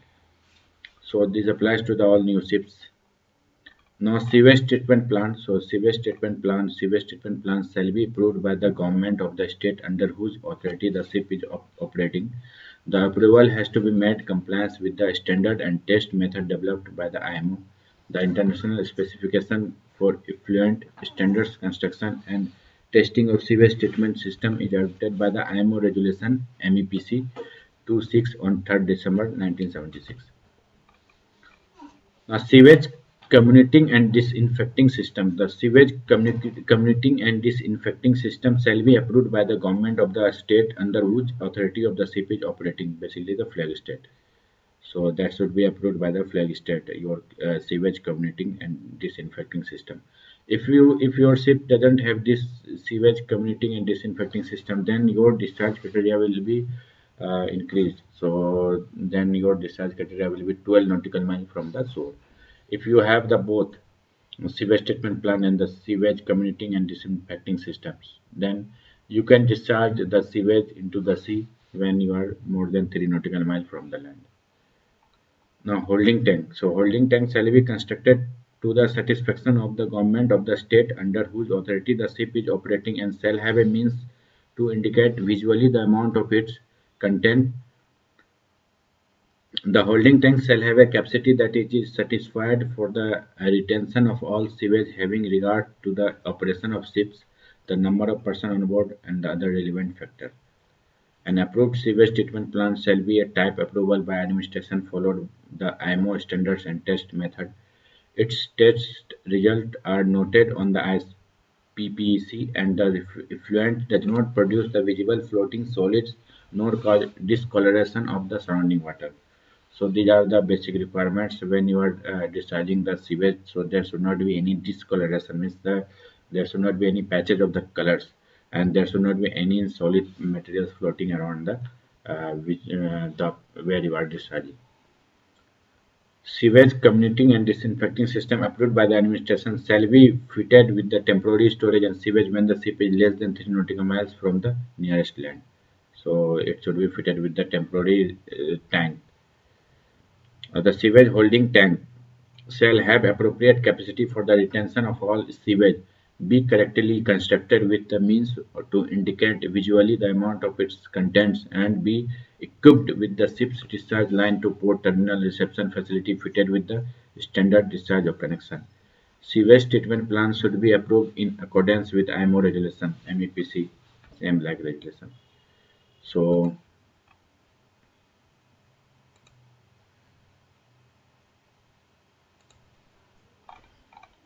now the control of discharge sewage based on the type of equipment on the ship.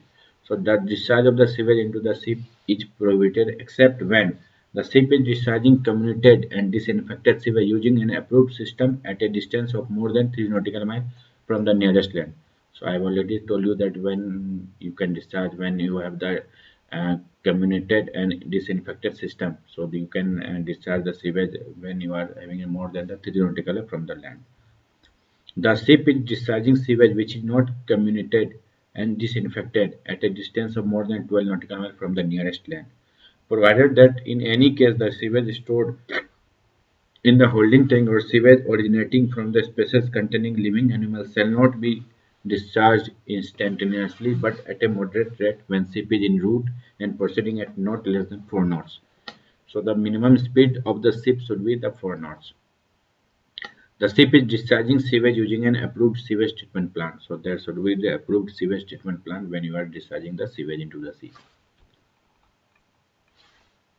The controlled of discharge sewage based on discharge distance. So while operating within 3 nautical from the nearest land, discharge prohibited unless properly treated in approved sewage treatment plant. Okay. So discharge within 3 to 12 nautical miles from the nearest land must either meet effluent requirement and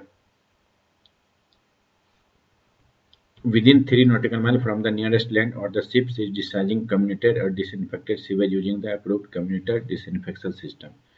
Discharge at a distance of more than 12 nautical miles from the nearest land must either meet effluent requirement within 3 nautical miles or within 3 to 12 nautical miles from the nearest land, or the sewage that has uh, been stored in holding tanks shall not be discharged instantaneously but a moderate rate when the ship is en route and proceeding and not less than 4 knots. Same requirement should be followed as we have already discussed. So there are some exceptions. So the discharge of sewage into the sea is allowed when securing the safety of life or the ship. So when there is the requirement that there is the safety of life or the safety of the ship, then only you can discharge the sewage without any um, following the regulation. The discharge of the sewage is as a result from the damage to a ship or its equipment if all reasonable precautions have been taken before and after the occurrence of the damage for the purpose of the preventing or minimizing the discharge. Note some countries having sewage no discharge areas regardless of how well it is treated. So some countries will have they will not allow to discharge the sewage. So how much the you have the treatment plant and how much you have treated doesn't matter. So they will not allow to discharge the sewage into the sea. So these are the revised sewage standards. So new sewage discharge requirement for passengers vessel within the Baltic Sea and a new sewage treatment plant performance test standard for all ships came into force on 1st January 2013 under Marpol Annex IV. These applies as follows. So passenger ship discharge requirements. So what are the passenger ship requirement? So these vessels for which the building contract in place on or after 1 January 2016 or in the absence of a building contract the keel of which the laid on the 1st January. So these are the regulations for the passenger ship. So we don't go in the deep for the passenger ship. So existing passenger must comply. So these are the so all ship the updated performance test standards including the nitrogen phosphorus removal standard will also apply the sewage treatment plant installed on board all ship other than passenger vessel on or after 1 January 2016. This is the basically the sewage treatment plant unit. So traditional type this is the traditional type 2 marine sanitation device. So just advanced wastewater treatment system. So these are the advanced wastewater. So this is the EBC.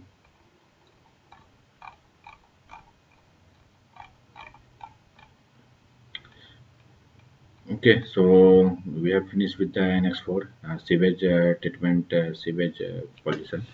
So we will see the brief video of the sewage, the how the Annex IV states. So we'll see the brief video.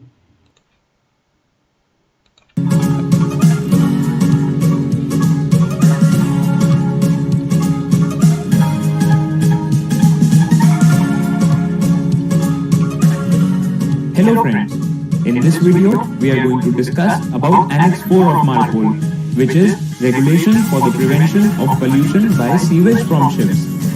We'll be discussing about the hazards of sewage, to which all ships does Annex IV applies to, the sewage discharge criteria, and arrangements and equipments present on board to discharge and treat sewage, special areas as per Annex IV, and the ISPP certificate. So let's get started.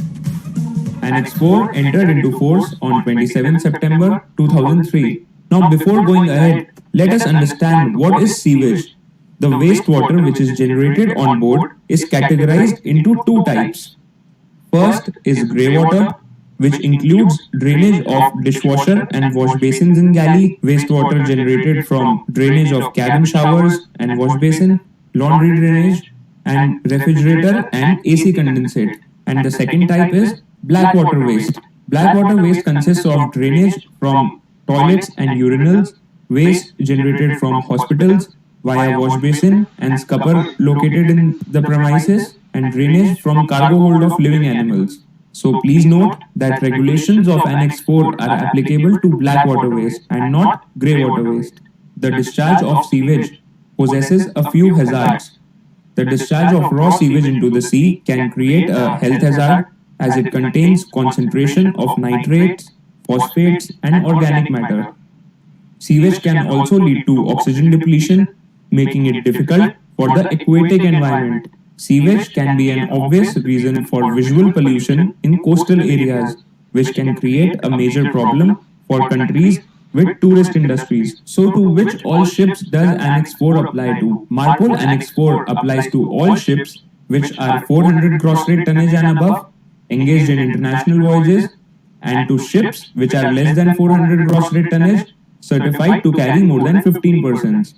For treatment and discharge of sewage, vessels are fitted with some equipments and arrangements are made for the purpose of preventing pollution by sewage. So I'll tell you in brief about each one of them. First and the foremost is the sewage treatment plant. As the name suggests, sewage treatment plant is used to treat sewage on board ships.